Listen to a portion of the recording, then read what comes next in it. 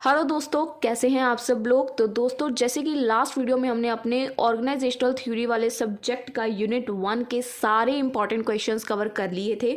अब इस वीडियो में हम लोग यूनिट 2 के जितने भी इंपॉर्टेंट क्वेश्चंस हैं सभी को कवर अप करने वाले हैं और विद आंसर्स कवर करेंगे और आपको सारे क्वेश्चंस मैं समझा के जाऊंगी ताकि आपको वीडियो को कंप्लीट देखने के बाद सिर्फ उस टॉपिक को लर्न करने की जो कह सकते हैं अहमियत करनी है कि आपको वो टॉपिक अच्छे से याद हो जाए, क्योंकि बहुत इजी टॉपिक्स है। आपको हेडिंग्स याद करनी है, अंदर गप्पे मारनी है, तो मुझे लगता है कि 1 डे बिफोर एग्जाम के आप इससे बेटर तो कुछ नहीं कर सकते।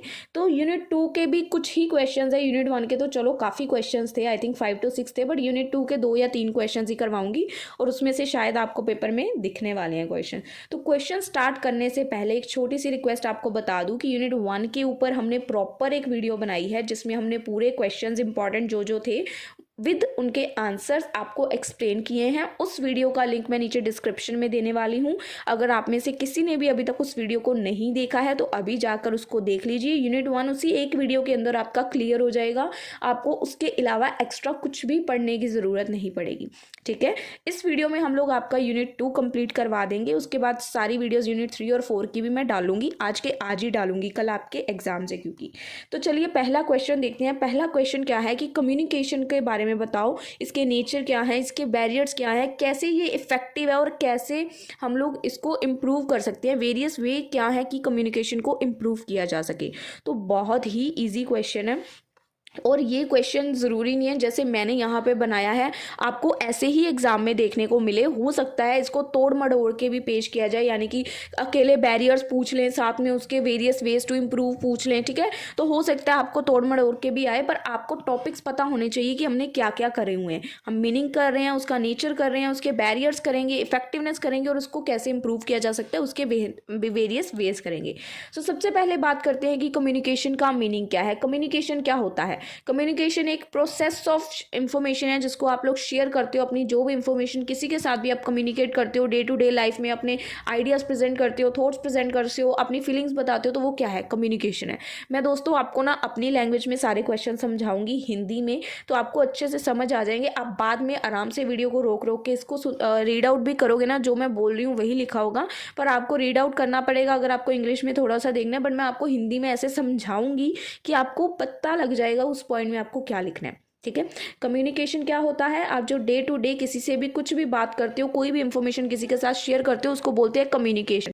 उसके बाद बात करते हैं हमारे नेचर ऑफ कम्युनिकेशन की। नेचर क्या है कम्युनिकेशन का? अब कम्युनिकेशन के अंदर हम लोग क्या करते हैं? पहला पॉइंट, हम लोग अपनी इंफॉर्मेशन दूसरे बंदे के साथ शेयर करते हैं, तो शेयरिंग इंफॉर्मेशन। इसके अंदर आप गप्पे मार सकते हो। यहाँ पे एक लाइन लिखी है, आप 6 लाइनें भी लिख दोगे ना तो बहुत अच्छे से आप लोग इसको इलेबोरेट कर पाओगे।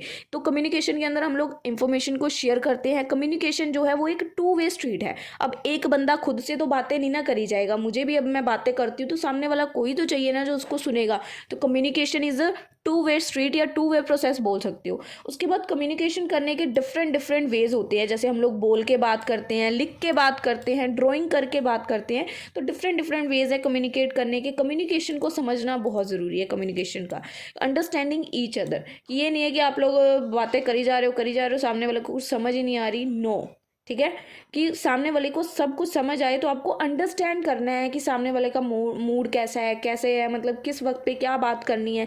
और कोशिश करें कि कोई भी अगर आप बात कर रहे हैं, कम्युनिकेट कर रहे हैं, उसके बाद उस बंदे का फीडबैक ले, तो आपको आइडिया लग जाएगा कि उसने आपकी बात को कितने ध्यान से सुना, कितना आपको अच्छे से सुना, कितनी उसके मतलब भेजे में वो बात घुसी है कि नहीं घुसी है। ठीक है, तो फीडबैक लेना, तो ये कुछ इसके नेचर हैं कम्युनिकेशन के। आपको मैंने सिर्फ हेडिंग्स बताई हैं, आप लोग इसके अंदर जितनी चाहे गप्पे लिख सकते हो। ठीक है, तो आप लोग इसकी यहाँ पे समरी दे दोगे। उसके बाद बात करते हैं कि ऑर्गेनाइजेशन के अंदर क्या क्या बैरियर्स आते हैं कम्युनिकेट करने में, मतलब यानी कि किसी के साथ अगर हमने कम्युनिकेशन करनी है तो उसके अंदर हमें क्या क्या बैरियर्स आ सकते हैं, क्या क्या रुकावटें आ सकती हैं। सबसे पहली रुकावट क्या आती है कि सब लोग सेम लैंग्वेज को नहीं बोलते हैं। ये सिर्फ ये नहीं है कि इंग्लिश या स्पेनिश कोई डिफरेंट लैंग्वेज है, डिफरेंट वर्ड्स भी कई बार यूज़ करते हैं।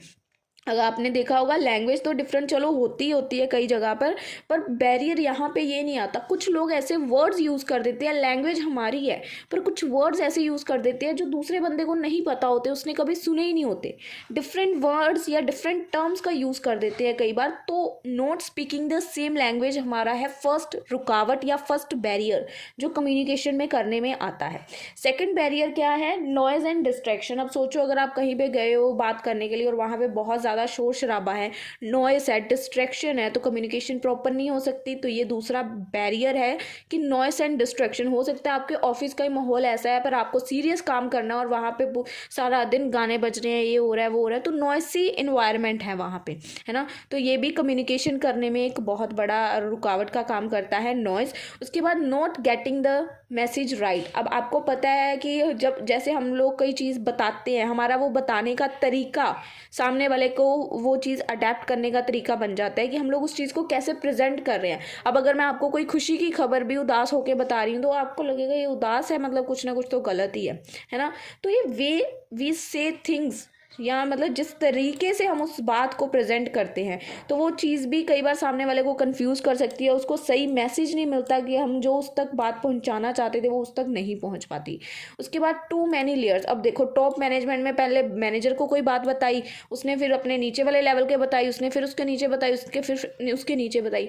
जो बात बॉस ने बोला था ना लोअर लेवल तक पहुंचानी है, उसका कुछ भी मतलब उस बंदे के पास नहीं पहुंचा, क्योंकि टू मैनी लेयर्स, दो कितने सारे बंदे हो गए। अब मैंने आपको एक बात बताई, आपने उसकी आधी अगले वाले को बतानी है, उसने उसके अगले वाले को उससे भी आधी बतानी है।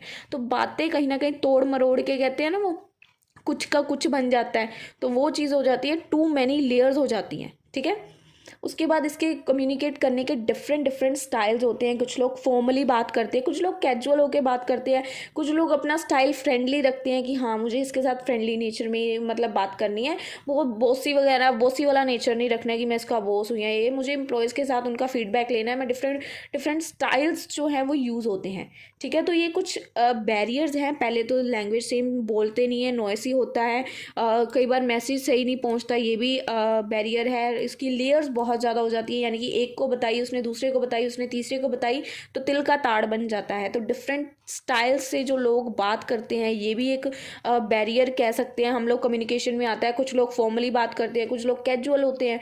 तो कई बार ये जो बैरियर्स हैं ये कम्युनिकेशन के लिए कहीं ना कहीं रुकावटों का काम कर जाते हैं, क्योंकि कुछ लोगों को कई बातें समझ ही नहीं आती हैं, ठीक है। तो ये हमारे कुछ बैरियर्स है, इसकी ये समरी लिखी हुई है तो आप लोग रीड आउट कर लीजिएगा, ईजी लिखा हुआ है। उसके बाद इफेक्टिव कम्युनिकेशन करने के क्या क्या तरीके हैं, कैसे आप लोग इफेक्टिवली कम्युनिकेट कर सकते हो कि सामने वाले को आपकी बात अच्छे से समझ आए। पहले तो आपने अपनी बात साफ साफ सामने वाले के सामने रखनी है, क्लियर टॉक करना है। कुछ भी जो आपको बताना है साफ साफ बोलना है, घुमा फिरा के जितना बोलने की कोशिश करोगे आप खुद ही घूम फिर जाओगे उसमें, ठीक है। Clear talking. सेकंड, अगर सामने वाला आपको कुछ बता रहा है तो आपको अच्छे से सुनना है, गुड लिसनिंग। अगर आप अटेंशन दोगे तो अगला भी अटेंशन पे करेगा ना। Good listening is most important in effective communication. Thirdly, आप लोग उनसे क्वेश्चंस पूछ सकते हो, या अगर उसने आपको कुछ बताया तो आप क्वेश्चंस पूछ सकते हो, ताकि अगले वाले सामने वाले बंदे को समझ आए कि हाँ इसने मेरी बात सुनी और इसके दिमाग में अब कुछ क्वेश्चंस है, कुछ इसके कुछ खुद के पॉइंट्स है जो ये मुझे बता रहा है। तो सामने वाले को भी कुछ आइडिया मिलेगा आप अगर क्वेश्चंस पूछोगे तो, ठीक है। उसके बाद अपनी बात रखने के लिए आप लोग पिक्चर्स या एग्जांपल्स का यूज़ कर सकते हो। जैसे मैं आपको हर वीडियो में बताती हूँ कि आप लोग अपनी क्वेश्चन की लेंथ इंक्रीज करने के लिए पिक्चर्स या डायग्राम्स का यूज़ करें, ताकि एग्जामिनर को आपका क्वेश्चन जो भी आप समझाने की कोशिश कर रहे हो उसको अच्छे से क्लियर हो और आपको एक्स्ट्रा मार्क्स भी वो दे देगा, ठीक है। उसके बाद आपको राइट टाइम और राइट प्लेस पर बात करनी है। इफेक्टिव कम्युनिकेशन के तरीके देख रहे हैं कि क्या क्या तरीके हैं कि हम लोग इफेक्टिवली कम्युनिकेट कर सकें। तो आपको राइट टाइम और राइट प्लेस देखना है। ये नहीं है कि बंदा पहले 4 बंदों से बात कर रहा है, बीच में जाके आप अपनी बातें कर रहे हो, तो ऑब्वियस सी बात है वो ना ही राइट टाइम है और ना ही राइट प्लेस है, तो आपकी बात नहीं, वैसी बात है वहाँ आपकी बात नहीं सुनी जाएगी। उसके बाद आपको फ्रेंडली रहना है। ये नहीं है कि आप लोग हर टाइम बॉसी नेचर में हो या मैनेजर हो तो मैनेजर वाली रोब दिखा रहे हो कि हाँ मैं मैनेजर हूँ, नहीं। फ्रेंडली नेचर में बात करोगे, सामने वाले के आइडियाज़ लोगे, अपने आइडियाज़ दोगे, उन सामने वाले को कंफर्टेबल फील कराओगे तो वो अपनी कुछ ना कुछ आपको बात बताएगा, तो आपको कुछ सीखने को ही मिलेगा। फ्रेंडली नेचर, इफेक्टिव कम्युनिकेशन है कि आपको फ्रेंडली रहना है। उसके बाद फीडबैक लेना है हर पॉइंट में, फीडबैक बहुत ज़रूरी है अगर आप किसी के साथ भी कम्युनिकेशन कर रहे हो। उसके बाद टेक्नोलॉजी का यूज़ करना है कम्युनिकेट करने के लिए, पर याद रखना है, टेक्नोलॉजी का इतना भी यूज़ नहीं करना है कि आपने फेस टू फेस कम्युनिकेशन बिल्कुल ही बंद कर देनी है। Face to face talking is more important, but आप लोग टेक्नोलॉजी की हेल्प ले सकते हो। उसके बाद आपको ओपन रहना है, यानी कि सबको अपने मतलब अगर आप किसी के साथ 4 बंदों के ग्रुप में और आप अकेले बोल रहे हो तो आपने सबको इनकरेज करना है कि सब अपने अपने आइडियाज़, थॉट्स को, कंसर्न्स को शेयर करें। ठीक है, आपको ऐसा इन्वायरमेंट क्रिएट करना है कि जो कम्युनिकेशन है वो बेटर फ्लो कर सके, अच्छे से फ्लो हो, या कि सबके आइडियाज़ बाहर निकले, सबके अंदर से जो क्रिएटिविटी के मतलब जो जो एक एक गुण होता है ना सबके अंदर क्रिएटिविटी का, वो बाहर निकालना है। तो कोशिश करनी है ऐसा इन्वायरमेंट बनाना कि सब लोग ओपन अप हो पाएँ।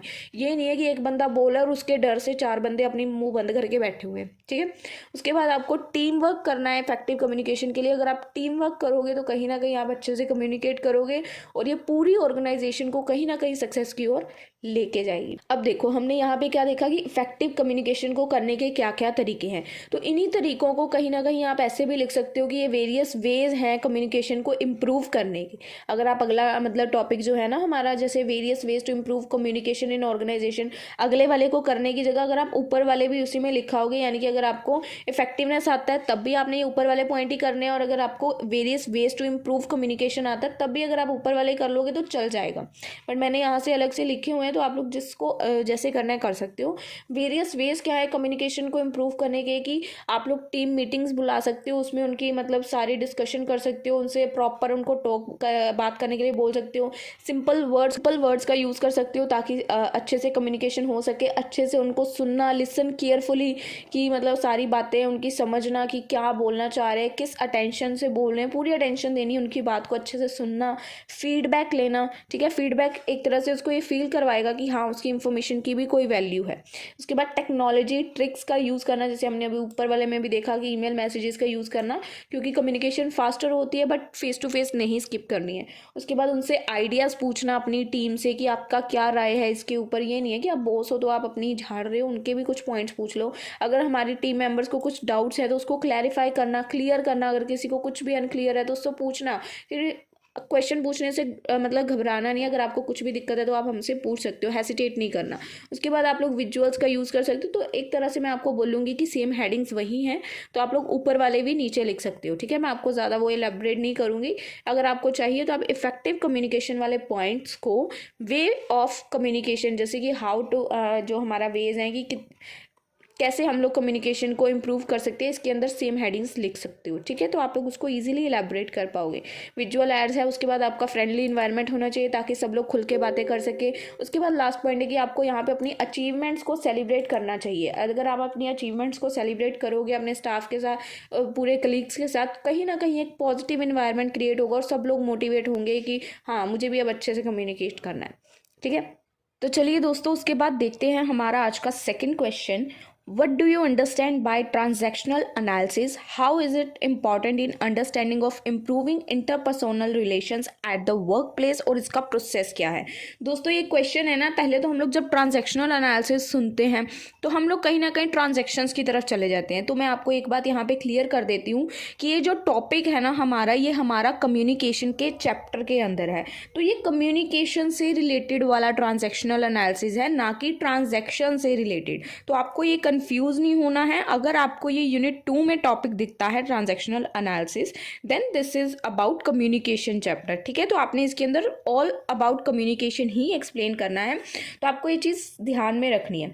ट्रांजैक्शनल एनालिसिस होता क्या है? ट्रांजैक्शनल एनालिसिस एक मेथड है जिसका हम लोग यूज़ करते हैं ताकि हम लोग जो भी हमारा ट्रांजैक्शंस का प्रोसेस है उसको एनालाइज कर पाएँ कि जब हम लोग दूसरों के साथ कम्युनिकेट कर रहे हैं तो हम लोग क्या बातें ट्रांजैक्ट कर रहे हैं। ठीक है, एक बात उस तक जा रही है, दूसरी उससे हमारे पास आ रही है, तो ट्रांजैक्शंस हो रही हैं, बातों की, कम्युनिकेशन की ट्रांजैक्शन हो रही है।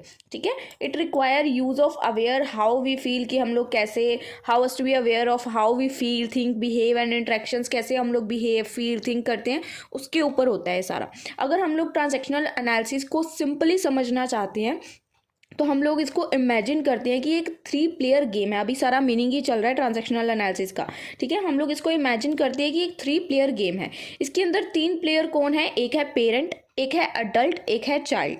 अब पहला पेरेंट पार्ट है जो आपने अपने पेरेंट से सीखा, ठीक है, वो हो गया आपका पेरेंट पार्ट। अगर आप लोग हर टाइम कम्युनिकेट कर रहे हो इन योर पेरेंट मोड, ठीक है, अगर आप हर टाइम अपने मतलब टॉक कर रहे हो, टेल यू व्हाट्स राइट और what's wrong based on your thought, your thought, ठीक है, जो आपको बताया गया पेरेंट्स के थ्रू, आपने जो अपने पेरेंट्स से समझा, वो हो गया आपका पेरेंट मोड। सेकंड आता है आपका अडल्ट मोड, कि आप खुद की थिंकिंग और खुद के मतलब रीजनिंग क्या है, या खुद क्या सोचते हो, खुद किसी चीज़ के साथ कैसे डील करते हो, फैक्ट्स को कैसे देखते हो, डिसीजंस कैसे लेते हो। Second is your adult mode. Third आपका है child mode. This is all about आपकी फीलिंग्स या आपके इमोशंस, कि आप कितने यंगर हो, सेल्फ कितने हो, कितना रिएक्ट करते हो अपने पास्ट एक्सपीरियंसेस के बेस पे। तो हमने इसको अब ट्रांजैक्शनल एनालिसिस को 3 प्लेयर गेम में डिवाइड कर दिया, ठीक है, पेरेंट, अडल्ट और चाइल्ड। अब ये तीनों काम कैसे करती हैं ट्रांजैक्शनल एनालिसिस के अंदर। ट्रांजैक्शनल एनालिसिस के अंदर देखो, जो लोग हैं ना उनका बिहेवियर स्विच करता रहता है, लोगों का बिहेवियर स्विच करता रहता है इन तीनों रोल्स के अंदर। ये 3 रोल हैं जो एक बंदे के अंदर होते हैं, या तो वो पेरेंट रोल प्ले कर रहा होता है, या अडल्ट रोल, या चाइल्ड रोल। तो समटाइम्स आप लोग एक्ट करते हो like the parent giving advice, और आप बॉसी बन जाते हो, ठीक है। आप एक ही इंसान हो, पर कई बार आपका रिएक्शन सिचुएशंस पे डिपेंड करता है, कई बार आपको एज अ पेरेंट सामने वाले को गाइड करना पड़ता है। ऑन द अदर टाइम आप लोग एकदम से चाइल्ड बन जाते हो, अपने इमोशंस रिएक्शंस बहुत अच्छे से शो करने लग जाते हो किसी एक बंदे के सामने। और आइडली आप बनना क्या चाहते हो, कि आप हमेशा रहना चाहते हो कि मुझे अडल्ट मोड में रहना है, मुझे सोचना है, बोलना है, क्लियरली कम्युनिकेट करना है, और बोलने से पहले एटलीस्ट सोच के बोलना है, ये नहीं है कुछ भी मुंह में आ रहा है और बोल रहे हैं। तो ये काम ऐसे करता है कि एक बंदा कभी भी इन तीनों मोड्स में से किसी भी रोल में कभी भी स्विच कर जाता है, ठीक है, अकॉर्डिंग टू सिचुएशन या टाइम। तो अब ये चीज़ मैटर क्यों करती है, कि ये इतनी मैटर क्यों कर रही है, क्योंकि ऑब्वियस सी बात है, जब हम कम्युनिकेट कर रहे हैं तो उसको समझने के लिए, help understand why communication can sometimes go wrong, कि कम्युनिकेशन कई बार रोंग क्यों चली जाती है। इसका जो ट्रांजेक्शनल एनालिसिस है, इसका मेन काम यही है कि इसने सबको इनकरेज करना है कि हर बंदा ऑलमोस्ट अडल्ट मोड में रहे, जिससे वो अपनी लाइफ को बैलेंस और इफेक्टिव कन्वर्जेशंस कर पाएगा, ठीक है। Encourage everyone to be in adult mode for balance and effective conversation. तो इसका मेन यही काम है कि आपको अडल्ट मोड में रहना चाहिए। एज अ पेरेंट आपको मतलब अब कोई एडवाइस मांग नहीं रहा और हम एडवाइजेस दे रहे हैं, और चाइल्डिश तो किसी के सामने हम बनना वैसे ही पसंद नहीं करते, किसी एक आधे बंदे के सामने होते हैं। तो ये यहीं पे यही बता रहे हैं कि अडल्ट मोड ऑन होना चाहिए आपको। मिच्योर, अडल्ट मीन्स मिच्योरिटी वाला सबके सामने रहना चाहिए। तो मैं सबको यही यहाँ पे इनकरेजमेंट देती है, ये जो हमारी ट्रांजैक्शनल एनालिसिस है। ट्रांजैक्शनल एनालिसिस क्या होती है, is like watching the role, कि लोग क्या रोल प्ले कर रहे हैं। अगर आपके सामने 2 बंदे खड़े होकर कुछ बात कर रहे हैं, तो आपको अब उनको देख के ये इमेजिन करना है या अजम्पशन लगानी है कि ये कौन सा रोल पे बात कर रहे हैं, अडल्ट रोल है, चाइल्ड रोल है, या पेरेंट रोल में बात कर रहे हैं, ठीक है। तो जो भी रोल वो प्ले कर रहे हैं कम्युनिकेशन, देखो यहाँ पे लिखा है ना, पीपल प्ले इन कम्युनिकेशन, जो भी वो रोल प्ले कर रहे हैं कम्युनिकेशन में, तो आपको एज ए इसको गेम लेके चलना है। आपको लोगों को ऑब्जर्व करना है, देखना है कि वो किस टोन में, किस रोल में, किससे बात कर रहे हैं, और आपको देखना है कि दोनों सेम पेज पे हैं, दोनों सेम पेज पे, यानी कि सेम लेवल पे, सेम रोल पे बात कर रहे हैं, या एक चाइल्ड मोड में है और एक पेरेंट मोड में समझा रहा है, एक अडल्ट मोड में और दूसरा चाइल्ड में है। तो ये नहीं अच्छा होगा, ठीक है। हो सकता है वो सीरियस होकर कोई बात बोले, वो मजाक में ले ले, तो लड़ाइयाँ होंगी वहाँ पे। तो ट्रांजैक्शनल एनालिसिस क्या करता है, वॉच, लोगों को ऑब्जर्व करता है, लोगों के रोल्स को। आपको सीधी सादी भाषा में बता रही हूँ, ट्रांजैक्शनल एनालिसिस क्या है कि लोगों के रोल्स को देखना, जो लोग अपनी डे टू डे लाइफ में प्ले करते हैं, जिस रोल को कम्युनिकेशन गेम बोलते हैं उसको। ईजी लैंग्वेज में देखें और भी तो imagine you and your friend are playing different roles. एक गेम के अंदर आप डिफरेंट रोल्स प्ले कर रहे हो। समटाइम्स आप लीडर बन जाओगे, समटाइम आप सपोर्टर बन जाओगे, और कई बार आपको लिसनर भी बनना पड़ेगा। तो transactional analysis is like looking at these roles in our daily conversation, कि अपनी डेली कन्वर्जेशंस के मेन रोल्स को देखना, कि आज मैं आपको एडवाइस दे रही हूँ, कल मैं खुद ही उसी एडवाइस के ऑपोजिट काम कर रही हूँ, तो ये क्या रोल फ्लिप हो रहे हैं ना मेरे, एक से दूसरे पे, तो उसी रोल को देखना ट्रांजैक्शनल एनालिसिस कहलाता है। आई होप क्लियर है, थोड़ा सा ट्रिकी है, बट आपको इसको एक्सप्लेन करना पड़ेगा क्योंकि पेपर में आ रखा है ये टॉपिक। तो ट्रांजैक्शनल एनालिसिस कहीं ना कहीं कम्युनिकेशन से रिलेटेड है, तो आपको ये ध्यान भी रखना है, तभी आप कुछ लिख पाओगे। उसके बाद इंपॉर्टेंस क्या है, इंटरपर्सोनल रिलेशंस एट वर्क प्लेस। तो अंडरस्टैंड करना है आपको ट्रांजैक्शनल एनालिसिस को ईजिली। ईजिली। ट्रांजैक्शनल एनालिसिस के इंपॉर्टेंस देखो, ट्रांजैक्शनल एनालिसिस के इंपॉर्टेंस, अगर हम लोग उसको अच्छे से कम्युनिकेशन को एनालाइज कर रहे हैं तो उसकी क्या इंपॉर्टेंस है। कम्युनिकेशन स्मूथ होगी, हमें पता चल रहा है सामने वाला किस रोल में मेरे से बात कर रहा है, वो एज अ पेरेंट मुझे गाइड कर रहा है, एज अ अडल्ट मुझे अपना ओपिनियन बता रहा है, या एज अ चाइल्ड गप्पे मार रहा है, ठीक है। तो कम्युनिकेशन स्मूथ हो जाएगी अगर मैं सामने वाले का ट्रांजैक्शनल एनालिसिस समझ पाऊंगी, उसका पैटर्न समझ पाऊंगी कि वो बॉस के मोड में है या हेल्पर के मोड में है, वो मेरी मदद करना चाहता है या मेरे पे हुक्म जताना चाह रहा है, तो उसका पैटर्न मुझे समझना पड़ेगा। उसके बाद इसकी हेल्प से अगर हम लोग ट्रांजैक्शनल एनालिसिस कर लेते हैं तो हम लोग कन्फ्लिक्ट को रिजॉल्व कर सकते हैं, सॉल्व कर सकते हैं। कहीं ना कहीं इसकी हेल्प से हम लोग प्रॉब्लम्स को फाइंड आउट कर सकते हैं, फिगर आउट कर सकते हैं कि क्या हो रहा है और इसको कैसे सॉल्व किया जाए। इसकी हेल्प से हम लोग एक स्ट्रॉन्ग टीम बिल्ड कर सकते हैं। अगर हमें दिख रहा है कि ये सारे ही अडल्ट मोड वाले बंदे हैं, हम इनको एक अलग टीम में डाल देंगे तो उनकी एक स्ट्रॉन्ग टीम बिल्ड हो जाएगी सभी स्ट्रॉन्ग बंदों की, ठीक है। उसके बाद हम लोग इसके साथ थ्रू पर्सनल ग्रोथ में भी ये कहीं ना कहीं हेल्पफुल होता है। अगर हम लोग लोगों को ऑब्जर्व करते हैं, लोगों को देखते हैं, उनकी नई नई स्ट्रैटेजीज को देखते हैं, तो कहीं ना कहीं हम अपनी गेम में भी वो चीज़ें इंप्रूव करने की कोशिश करते हैं। तो ये इसकी इंपॉर्टेंस है कुछ कि ट्रांजैक्शनल एनालिसिस की इंपॉर्टेंस क्या है। सिंपल अगर आप लोग बोले तो इंपॉर्टेंस क्या है ट्रांजैक्शनल एनालिसिस की, ये कुछ पॉइंट्स हैं। उसके बाद ये इसकी कुछ समरी दे रखी है। अब इसका प्रोसेस क्या है कि आप ट्रांजैक्शनल एनालिसिस कैसे करोगे, सामने वाले को कैसे ऑब्जर्व करोगे, उसका क्या प्रोसेस है। पहले तो उसका रोल रिकॉग्नाइज करो कि वो किस रोल में है, वो एज अ पेरेंट बात कर रहा है, अडल्ट है या चाइल्ड है, आपको उसका रोल रिकॉग्नाइज करना है। सेकेंडली उसका कम्युनिकेशन का स्टाइल आइडेंटिफाई करो कि वो किस स्टाइल में बात कर रहा है। हर बंदे का अपना तरीका है कम्युनिकेट करने का।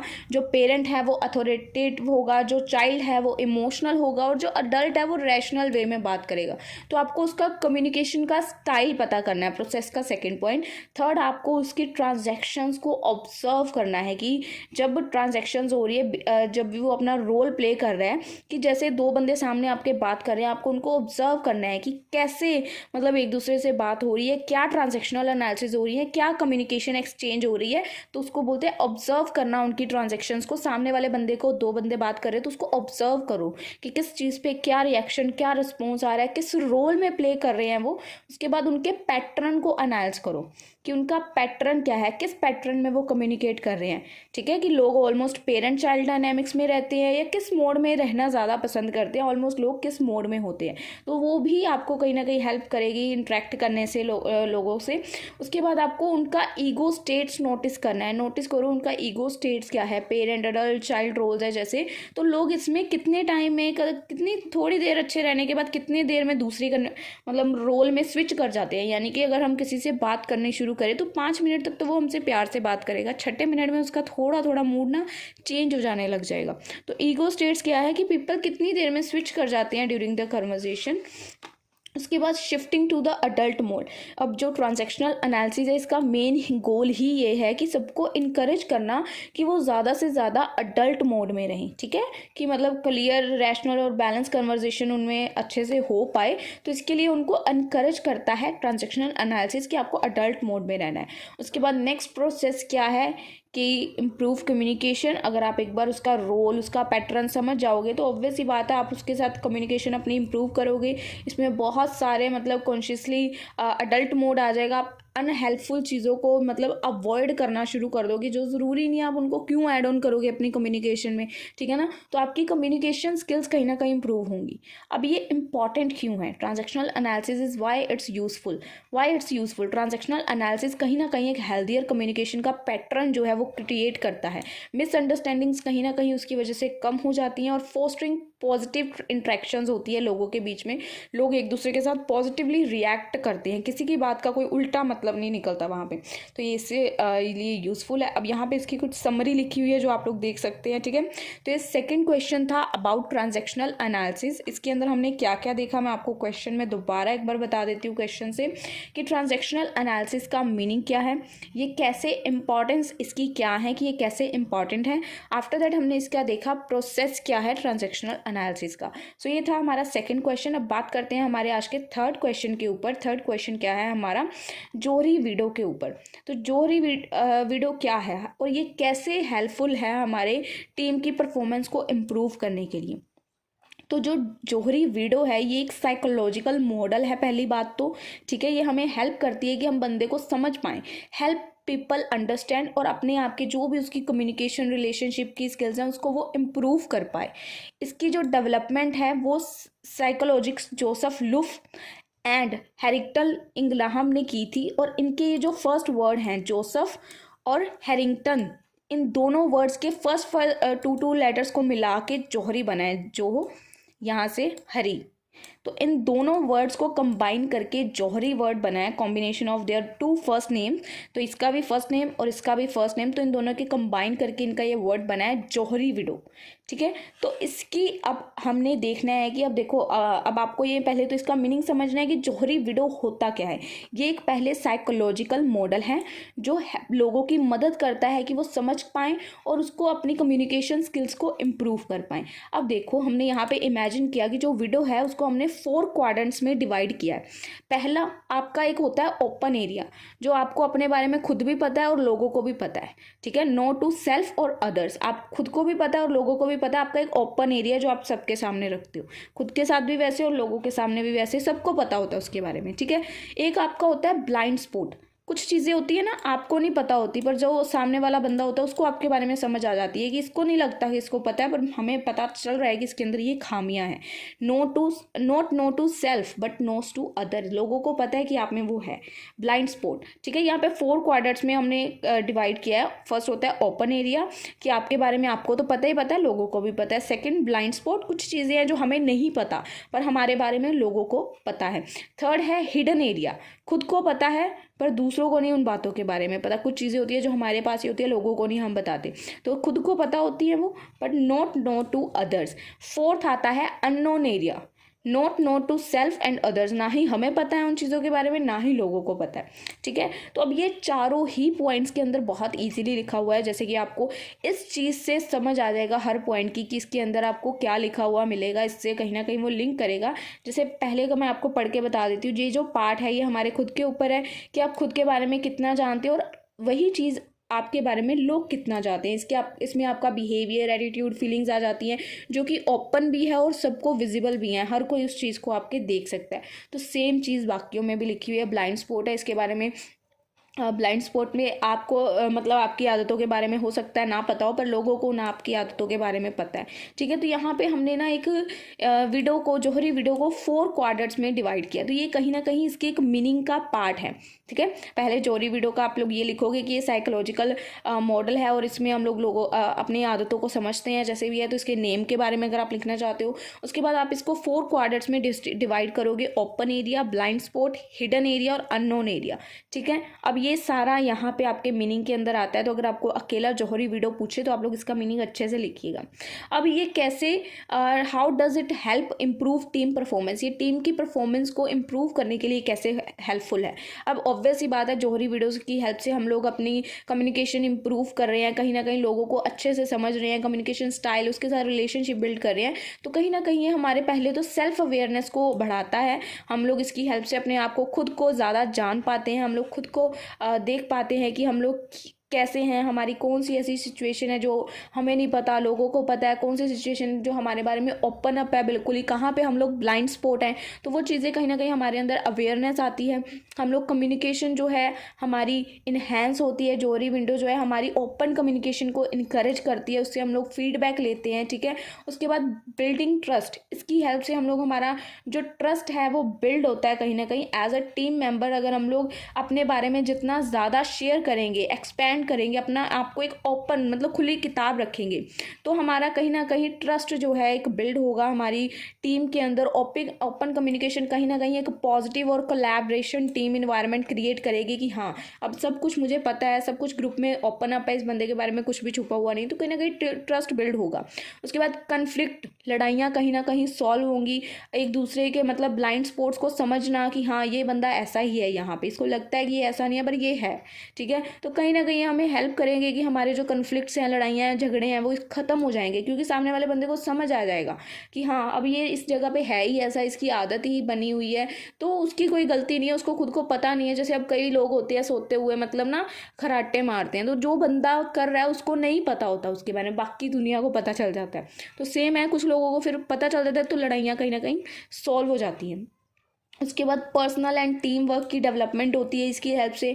इंडिविजुअल्स और टीम वर्क जो है एक्सपैंड होते हैं। ओपन एरिया और मिनिमाइज होता है जो है ब्लाइंड स्पॉट। कहीं ना कहीं हम लोग जैसे जैसे हमारी टीम के साथ ओपन अप होते जाते हैं तो ब्लाइंड स्पॉट्स कहीं ना कहीं कम होते जाते हैं। ठीक है, तो जैसे जैसे हम लोग उनके साथ घुले मिलेंगे, हमारी बातें बाहर आएंगी, तो ऑब्वियस ही बात है ना, जितनी मतलब छुपी हुई बातें हैं वो सारी बाहर ही आ गई, तो ब्लाइंड स्पॉट बचा ही क्या, कुछ भी नहीं, तो वो कम हो जाएगा। ठीक है, तो इससे कहीं ना कहीं टीम की डेवलपमेंट होगी। तो ये हमने कुछ इसके पॉइंट्स देखे हैं, जैसे कि ये कैसे इम्प्रूव कर सकते हैं हम लोग इसके क्वेश्चन में। मीनिंग हमने देखा जौहरी वीडियो का क्या है, ये एक साइकोलॉजिकल मॉडल है, ये हमें मतलब अपने आप को ही कहीं ना कहीं समझने में मदद करता है। इसकी मतलब इसका ये नाम कैसे पड़ा। उसके बाद इसके हमने 4 क्वाड्रेंट्स देखे कि उसके अंदर ओपन एरिया, ब्लाइंड स्पॉट, ठीक है, वगैरह वगैरह। उसके बाद ये कैसे हेल्पफुल है हमारी टीम की परफॉर्मेंस को इम्प्रूव करने के लिए, उसके बारे में देखा। सो दोस्तों ये थे आज के हमारे यूनिट 2 के 3 क्वेश्चंस। सो आई होप आपको ये अच्छे से क्वेश्चंस क्लियर हैं। बहुत ही इजी क्वेश्चंस हैं, आपको कुछ ज़्यादा नहीं मैं करवाती हूँ, जितना मुझे लगता है कि इंपॉर्टेंट है इसमें से पेपर में आ सकता है। तो अगर मैं आपको ऐसे मतलब क्वेश्चंस करवा भी रही हूँ, 10 क्वेश्चंस करवा रही हूँ, उसमें से आपको पेपर में 4 भी दिख रहे हैं, तो आप अटैम्प्ट कर लोगे, तो मुझे लगता है कहीं ना कहीं आप अच्छे खासे पास हो जाओगे एग्जाम्स में। लास्ट पेपर तो बहुत अच्छा गया हमारा जैसे कि। सो दोस्तों अब ये है हमारा यूनिट 2। यूनिट 1 की वीडियो का लिंक नीचे डिस्क्रिप्शन में है, जिसने नहीं देखा है अभी जाके देख लो। और इसके बाद हम लोग यूनिट 3 और यूनिट 4 भी लेके आने वाले हैं, आज के आज ही वो भी वीडियोस आ जाएंगी। तो आपको प्लीज़ चैनल को सब्सक्राइब करें और नोटिफिकेशन को ऑन कर लें, ताकि आपको वो लिंक्स मतलब वीडियो के पता चल जाए कि कब अपलोड हो गई हैं। और ये वीडियोज़ के नोट्स नीचे मैं डिस्क्रिप्शन में देने वाली हूँ, क्योंकि बहुत सारे बच्चों ने अब मिसयूज़ करना है, उनको मुझे देने हैं ये नोट्स मिसयूज़ करने के लिए। तो चलो जिनको तो चाहिए वो तो वीडियो से ही कर लेंगे, बट जिन्होंने मिसयूज़ करना है वही लेने वाले हैं डिस्क्रिप्शन से नोट्स। तो ऑब्वियस ही बात है, आपको फिर कुछ पे भी करना पड़ेगा वहाँ पे, तो मिल जाएंगे नोट्स डिस्क्रिप्शन में, जिनको भी चाहिए ले लेना। बाकी चलो मिलते हैं आपसे हम लोग नेक्स्ट वीडियो में यूनिट 3 के साथ। तब तक के लिए गुड लक, गुड बाय।